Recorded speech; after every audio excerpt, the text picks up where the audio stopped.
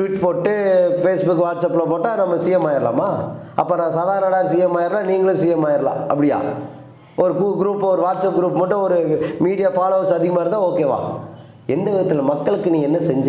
பரந்தூர் மேலே போய் உட்காந்துட்டு துண்டை தூக்கி வீசினா அதை வாங்கி போட்டுக்கிட்டா நீ சிஎம். எங்கே இறங்கி வந்து பார்க்குறக்கு ஒன்றும் ஒருத்தரும் கிடையாது. மக்கள் வெள்ளத்தில் சூழ்ந்துட்டாங்க. ஏங்க, ஒரு நடிகர் நயன்தாரா தான் சேலை வரும்போது 3 லட்சம் பேர் கூண்டாங்க. அப்போ நயன்தாரா ஒரு கட்சி ஆரம்பிச்சுக்கலாமா? சொல்லுங்கள். ஏங்க, ஒரு நடிகருங்க ஒரு கவர்ச்சி இருந்தால் யார் வேணால் வந்து பார்ப்பா. நானும் தான் என் வீட்டு வெளியே போனாலும் யாரா போகிறது, போய் பார்க்கலான்னு போய் பார்க்க தான் போவேன். ஓட்டா மாதிரி இருமா, நான் ஓட்டு போட்டுருவேன்னா? இதெல்லாம் வந்துங்க செல்லா காசு. இது புசியாக இருந்த ஒரு செல்லா காசு.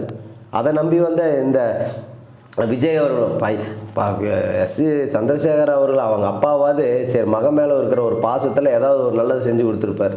இந்த ஆள் சுயநலத்துக்காக விஜயை அடமானம் வச்சாச்சு.